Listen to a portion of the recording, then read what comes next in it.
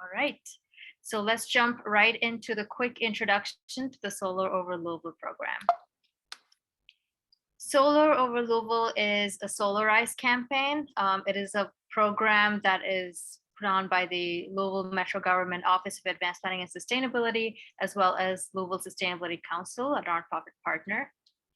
We also want to give special recognition to the Kentucky Solar Energy Society, who has been instrumental in the early stages of developing this campaign. So the future of solar in Kentucky is bright. We've seen that the price of solar is falling drastically. It has fallen about 72% in the last decade. And we also see that it's not just globally that we're seeing investments in solar, but also locally as well.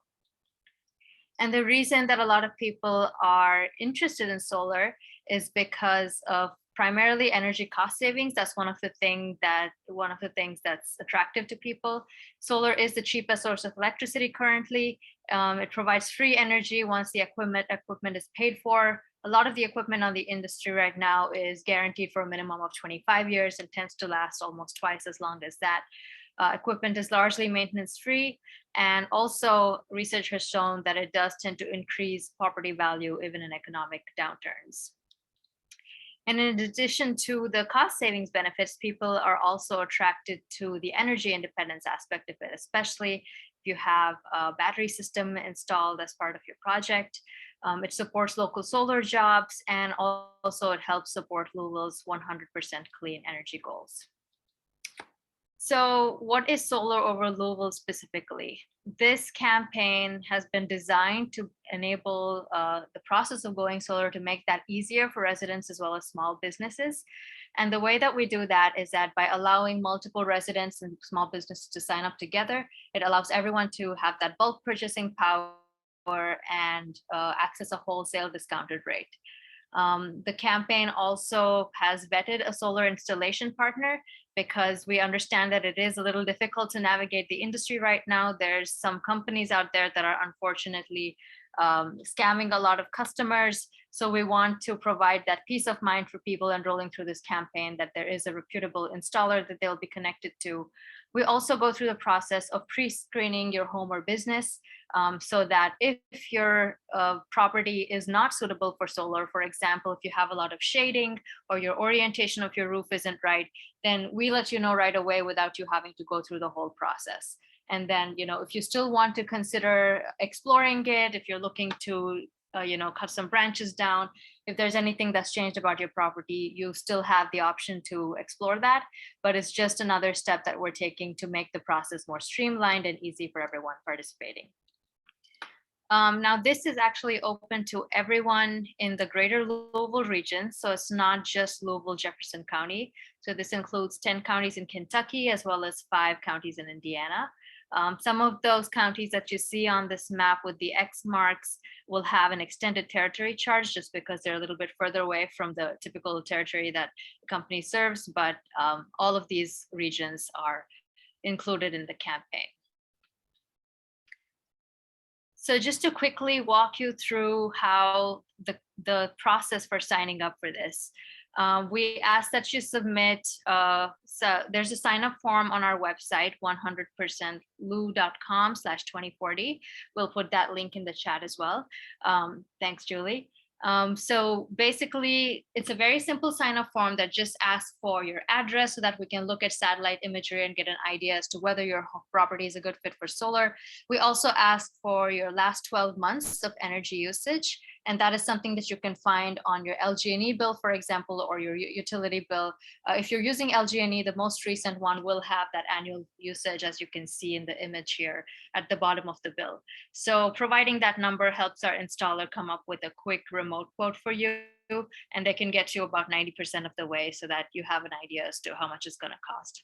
We also ask for age and type of roof, so that we can understand whether it's suitable for solar, whether you might want to get a replacement first before you get your roof, get your solar. And we also have a limited sign up period. So this campaign has started about 4 months ago, and it is going to close on June 30th. So you need to get that simple sign up form in by June 30th. You do have some more time to actually consider the proposal and sign the contract. But in terms of expressing interest, June 30th is the deadline. So for installer selection, we looked at a number of different criteria before selecting an installer. We looked at the affordability of pricing, because the main point of this campaign is to make it easier and more accessible to go solar. We also looked for a company that is locally based and supports local jobs and has a good track record of work in the region. We also looked at the certifications, the licenses, the quality of hardware and equipment and things like that. So after reviewing a number of applications, we selected Solar Energy Solutions. This is a company that has a great track record of working in the region. They've done a lot of residential and commercial solar installation projects. And for this campaign, they're offering a 12 to 19% discount on solar. They also have a lot of experience working on other solarized campaigns like this, these bulk purchasing campaigns in the region as well. So that's just a quick introduction to how this program works.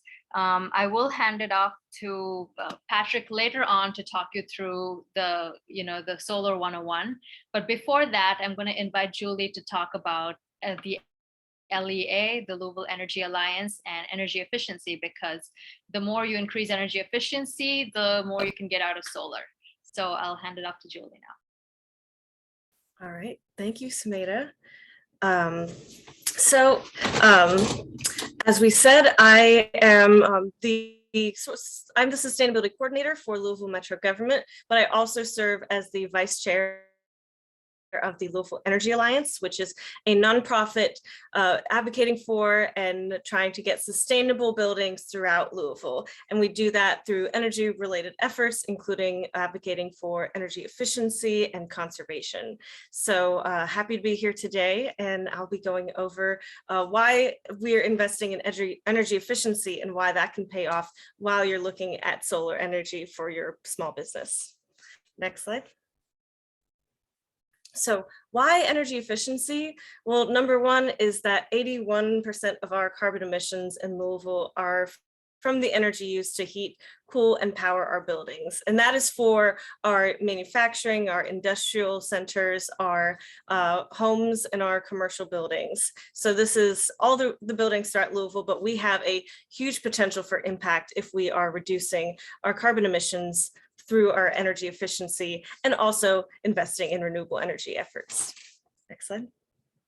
And so, as we said, as we're transitioning to 100% clean energy for the city and cleaning up our energy grid, each time we are reducing the energy that is required for our buildings, then that is less renewable energy that we have to put on the grid. That's less resources and less costs for all consumers and all customers throughout the city.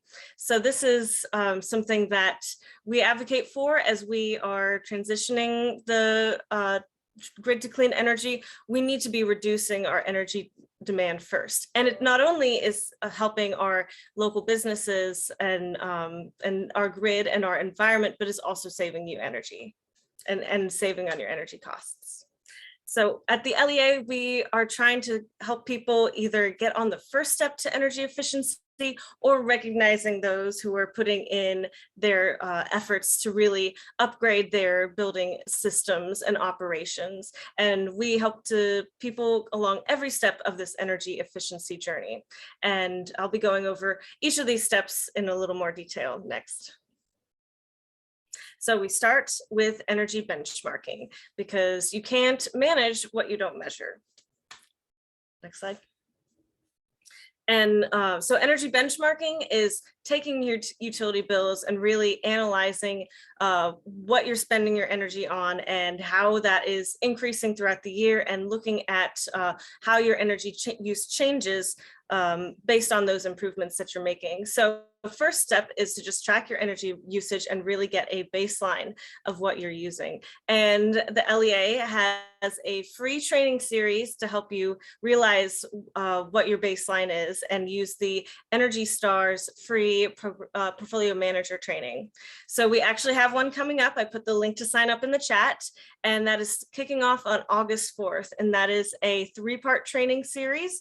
If you don't have the availability to attend all of them, you can attend one and really just get started on this free online platform to track your energy usage. But if you do attend all 3 of this training series, you get a certificate of completion and professional development service hours at the end. So we hope you sign up for this, and we will walk you through the process. We are taking this training from the US EPA's Energy Star and also offering one-on-one technical assistance as you go along with starting to track your energy bills. Next slide. And then the next step is to save energy. Next slide. So the once you know what you're spending on your energy and you have that baseline you can compare to, there are a lot of simple and low cost upgrades that you can make to your business to start seeing those energy savings and reducing your energy costs. This includes your lighting is really a great first step, upgrading to LED lighting. And the EPA has this phrase, tune it up, turn it off, and check it out. And that is really helping to really just look at your operations and maintenance and make sure there's not as eliminating as much waste as you can in your building performance.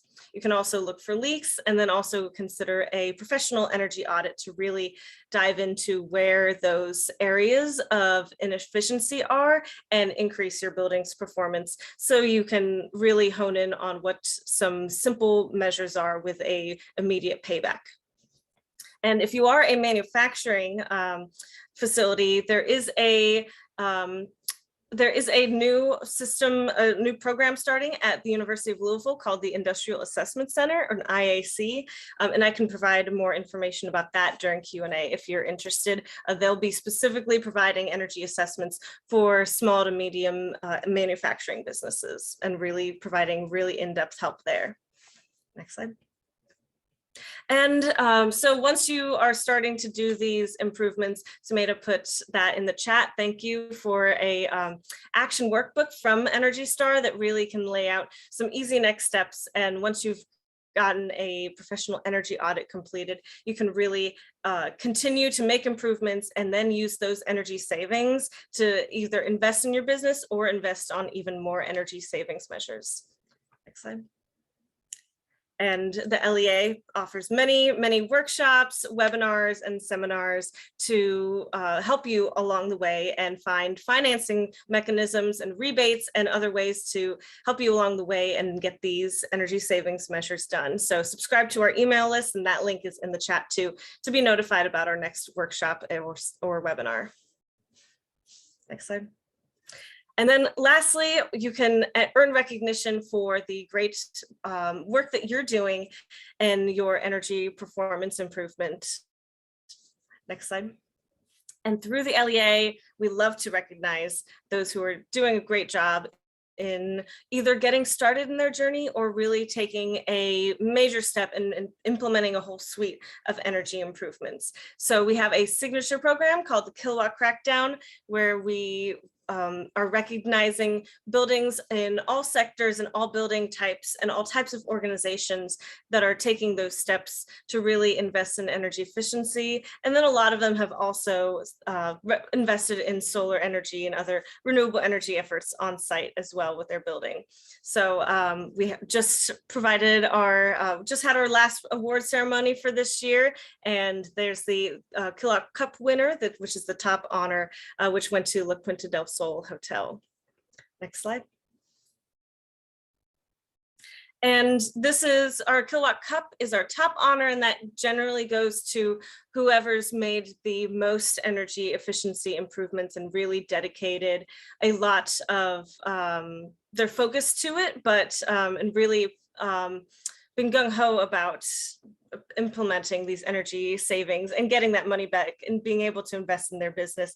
And it really shows the possibilities of what's out there. But they also are a model for getting started and started on the simple steps that you can take, such as investing in LED lighting or just upgrading their building equipment. There's always some simple first steps that you can do, and that will get you well on your way to being a Kilowatt Cup winner and on your way to energy efficiency. And lastly, there's some contact information. We encourage you to visit us on LinkedIn or go to our website, LouisvilleEnergyAlliance.org. And we are always looking for people to get involved with our programs to promote energy efficiency.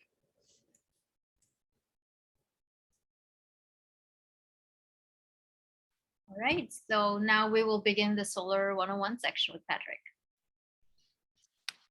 Yeah, thanks everyone for joining. I do want to be sure to note, so we've got Kevin Compton, who's the owner of Pivot Brewing, who's going to do like a little bit of a testimonial and talk about his project in particular.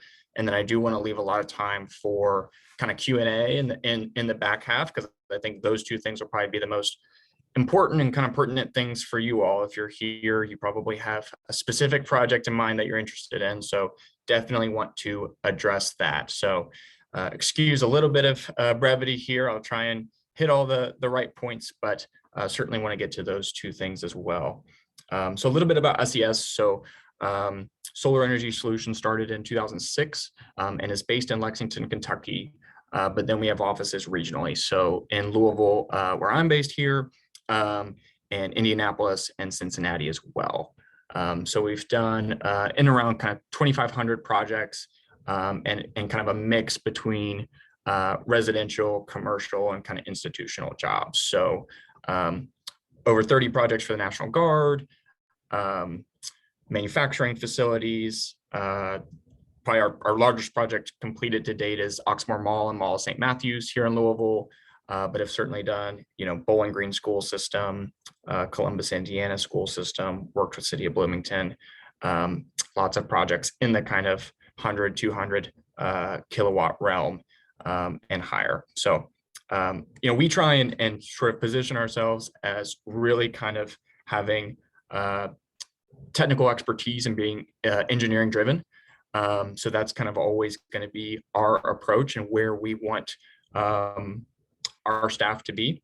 And so, yeah, that's a little bit about SES. We're about 50 employees, so still a small company, but based here in Kentucky.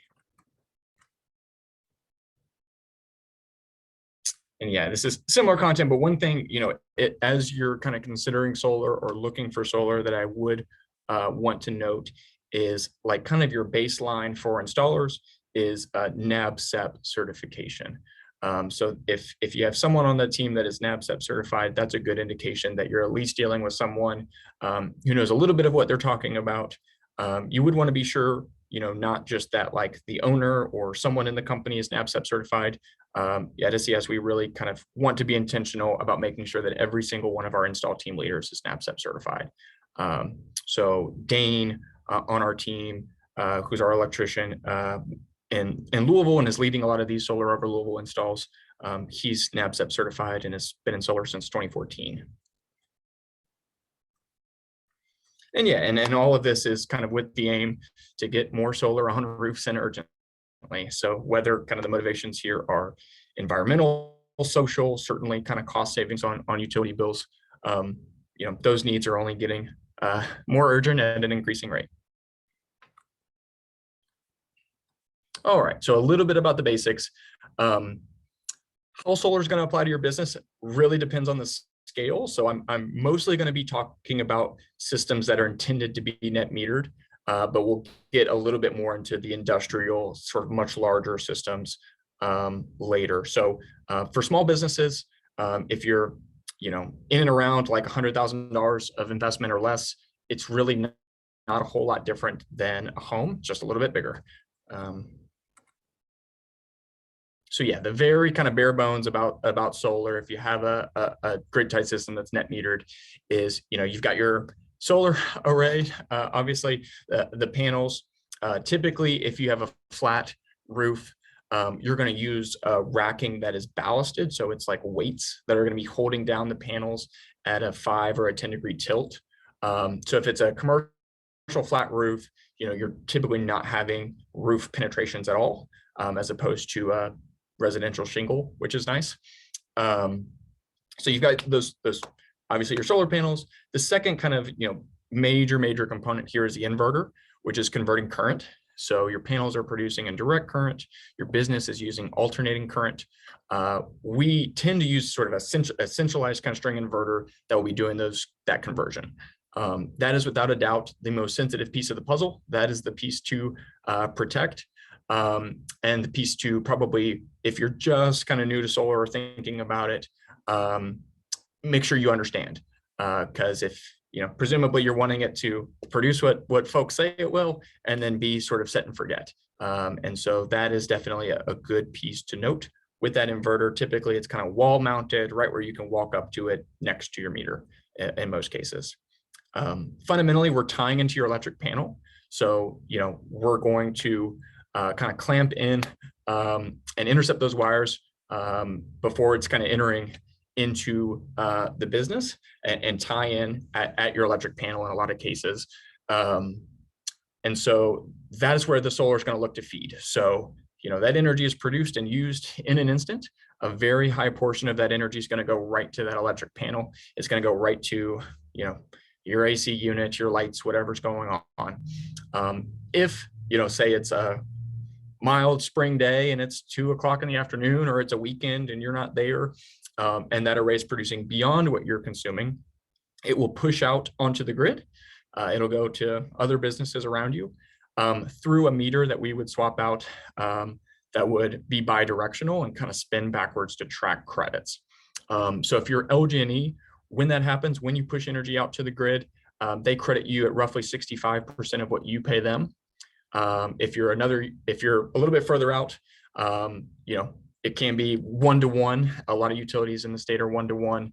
But that is something important to understand, is what is my utilities policy? How do they credit me when I push solar out to the grid?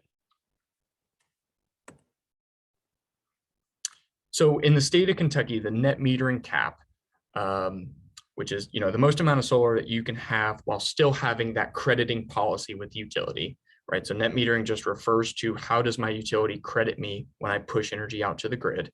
The cap in Kentucky is 45 kilowatts AC capacity. So the size of your inverters needs to be 45 kilowatts or under, which restricts you to about 60 kilowatts, give or take, of DC capacity of your solar panels. If you have a huge business, right? Like if it's Humana and you have a small roof space, but it's a huge office, right? You're probably, it doesn't really matter. You're not really looking at net metering most likely, because you're self-consuming all of that energy, right? If the solar panel goes right to, your operations going on, that's energy you're not having to buy in the first place.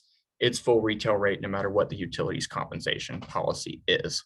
But assuming, it's a small business, you're in an office park, you're a coffee shop, whatever, that kind of class of business, net metering really is going to come into play. And it's important to understand. Most utilities in the state are 1-to-1. If you're Indiana, it's going away and it's basically gone for most of the state, where they credit you very, very minimal, kind of 25 to 30%. And then LG&E is a partial credit. And I'll just touch on this very basic, because this is really not as applicable to businesses, but just want to emphasize, solar only is not addressing like reliability concerns in terms of grid outages. If you just have grid tied solar, grid goes down, you're no different than you were before, because of the nature that you can't control that energy, right? You want to make sure that when the LG&E workers or whoever are going out to fix the problem, they have certainty that there's no energy back feeding onto the grid. And so built into those inverters, if it senses there's no grid voltage, shuts your array off. So we're certainly not addressing kind of reliability concerns. Which brings to backup storage, which again is very rare in business situations.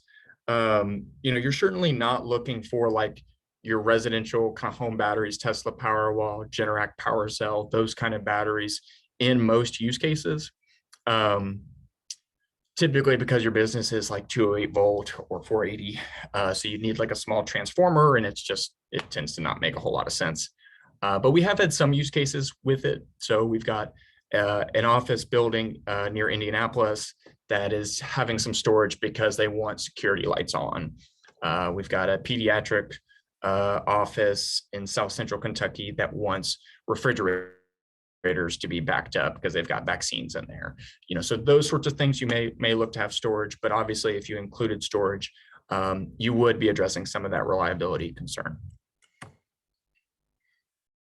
And yeah, it sort of touched on, and I'll go ahead and kind of breeze past as fairly rare in the commercial kind of setting. But basically battery just sits between, right? So solar feeds the business first. If we're meeting the needs of the business, or if you program it to prioritize a battery, it'll look to fill up that battery, grid goes down, that battery kicks on automatically.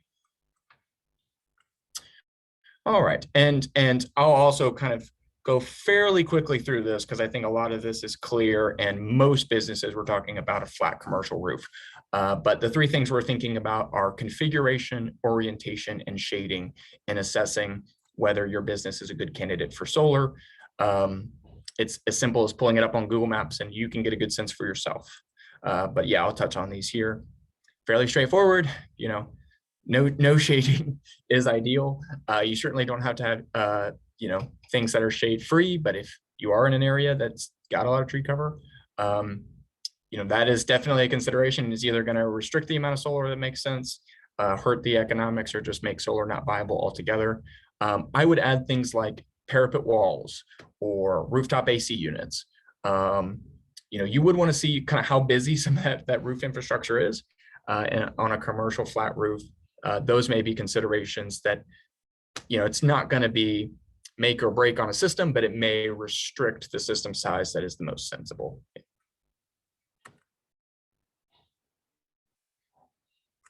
So the second thing, kind of configuration. Obviously, a simple kind of roof surface is going to be ideal. If you are in a building that is not just kind of a flat commercial roof space, things like the pitch of the roof are going to be a factor in pricing. How many roof surfaces we're looking to cover are going to be a factor in pricing. So yeah, having a lot of jut outs, even things like lots of vents, mention AC units again as things that need to be serviced, right? So you do need kind of walkways, and it's not like we can just cover every little bit of roof. And there are certainly situations where if it is visible to the street, you may not want to cover every bit of roof. I mean, the far right, that is certainly a situation where it would be difficult to make a solar array look kind of aesthetically pleasing. And then orientation. So obviously a commercial flat roof, you can pretty much set it where you'd like if you've got enough room. But if you are restricted and have a pitched roof for your business, south facing is going to be ideal. East and west are certainly fine as well. And kind of everywhere in between is typically where we're looking to have orientation for the panels. Once you get kind of 20 or 30 degrees above direct east or west, and more north facing, that's when things start to be less and less sensible and unlikely to be a good project for the business. But yeah, obviously most commercial settings you're dealing with a flat roof, and so you can make some adjustments as needed. And then also we've got plenty of projects that are ground mounted systems or some combination of rooftop and ground. So we've got a manufacturing plant that's got 200 kilowatts of solar on their roof, and then 200 or 300 as a ground mounted array near kind of the parking lot as you drive up. So certainly an option too, if you're not, deep in Jefferson County.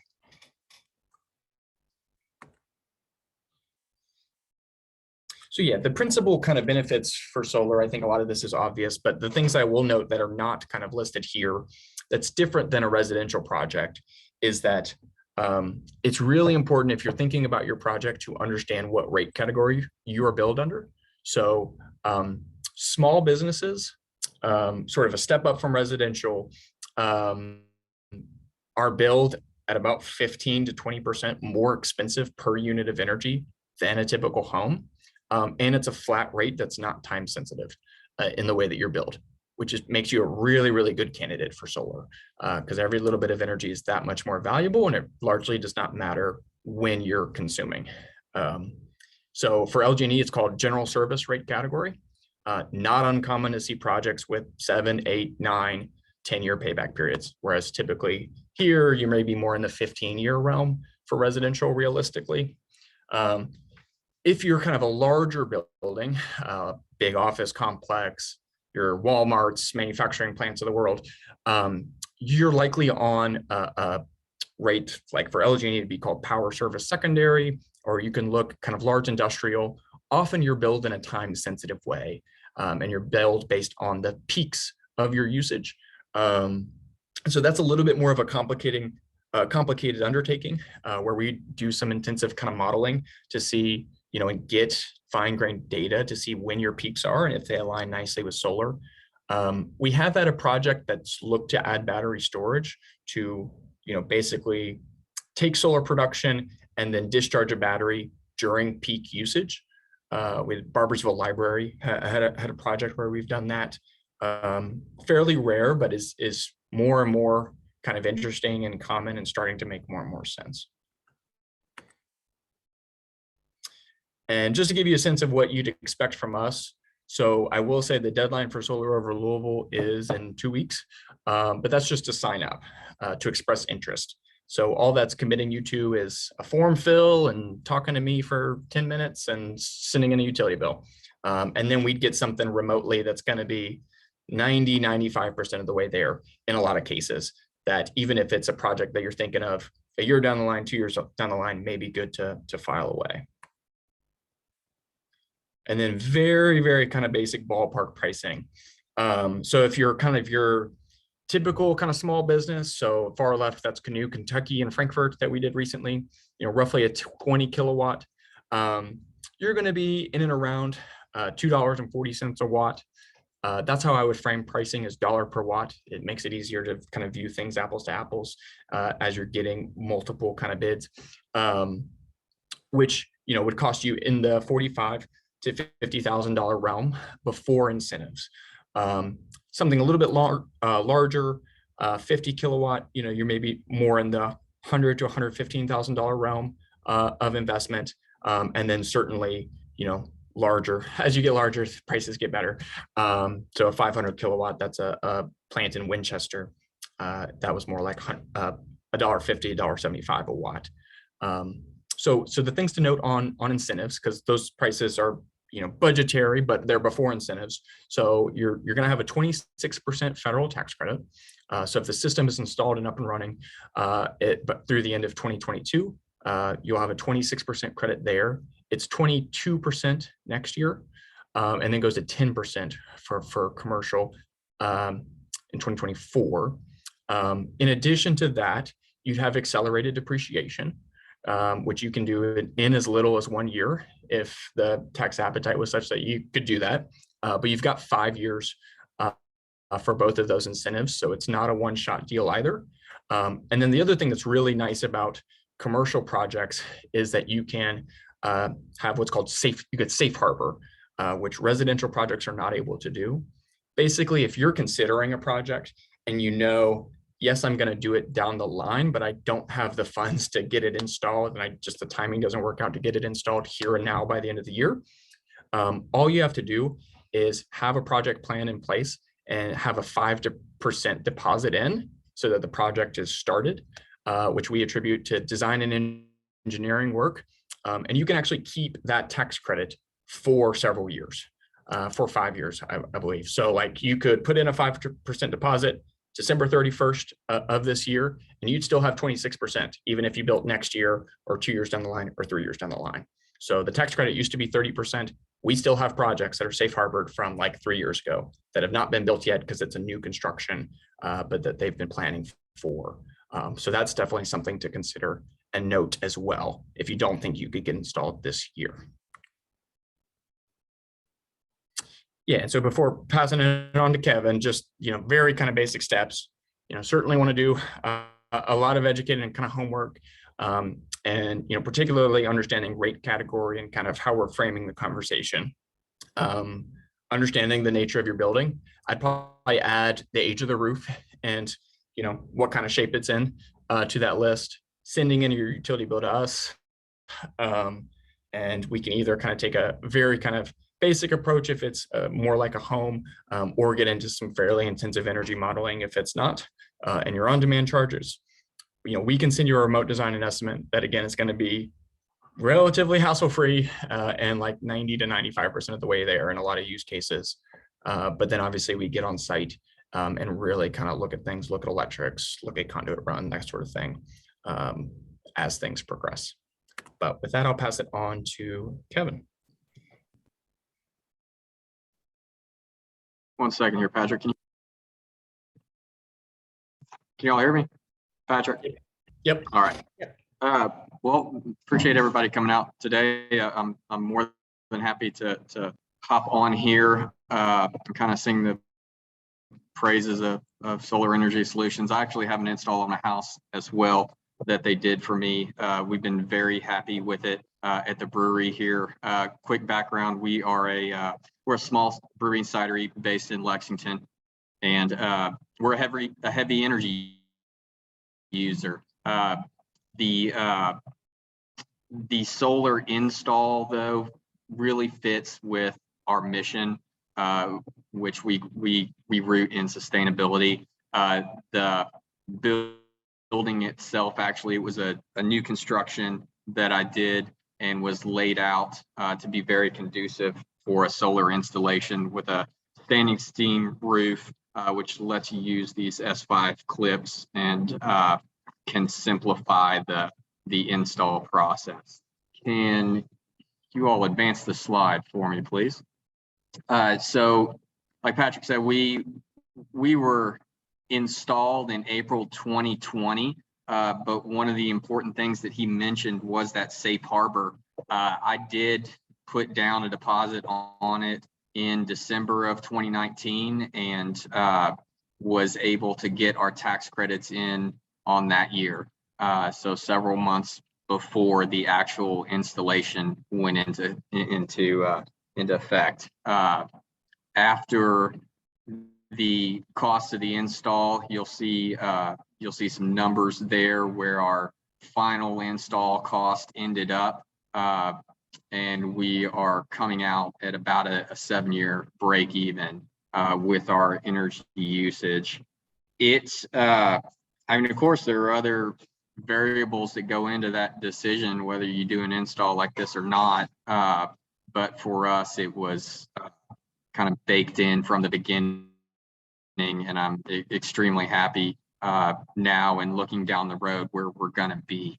You can go ahead and advance the slide, please. They have a good monitoring application that you can use. I pick up the usage numbers from the brewery in my house, and you can stare at it and see how well you've done 1 month as opposed to the previous month. And I think from a numbers standpoint, helps you really evaluate what you've got and monitor it in real time. You can go ahead and kick me up to the next slide. If anyone has questions that are specific to like our situation, I mean, feel free to speak up or reach out to.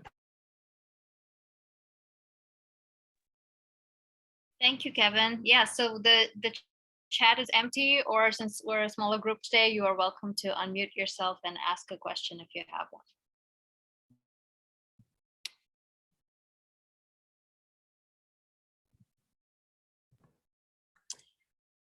I'm going to put in the chat a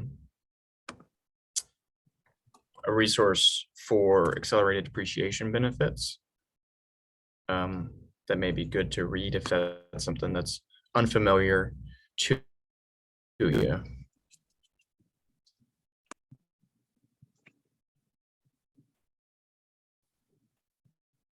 I'll also put in the chat.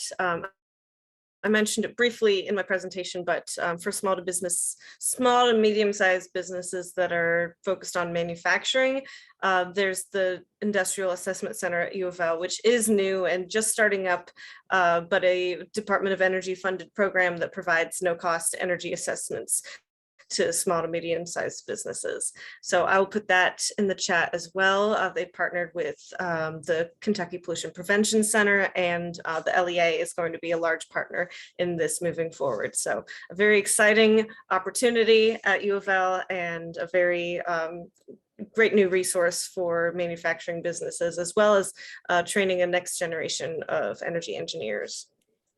I'm also going to put an additional resource, which is our Cool Roof Incentive Program. So Louisville Metro Government is offering a $1 per square foot on a high reflective roof, which is energy efficient. So for anyone who might need a roof replacement before you consider solar, it's a really great option to help you build some energy efficiency into your building before you go solar.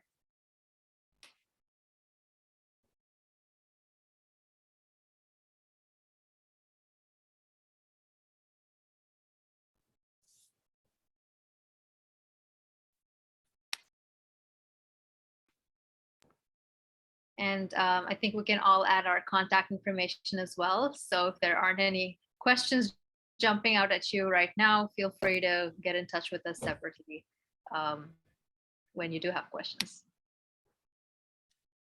And for those who will be watching this recording in the future, all of Louisville Metro's sustainability programs can be found at louisvilleky.gov/sustainability.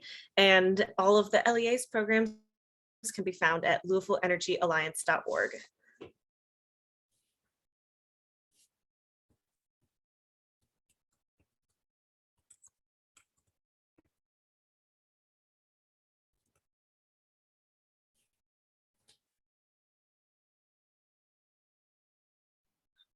So as we mentioned, this is a recorded webinar, so we will be sending you a link of the recording, so feel free to refer to it or share it with anyone else who you think might be interested.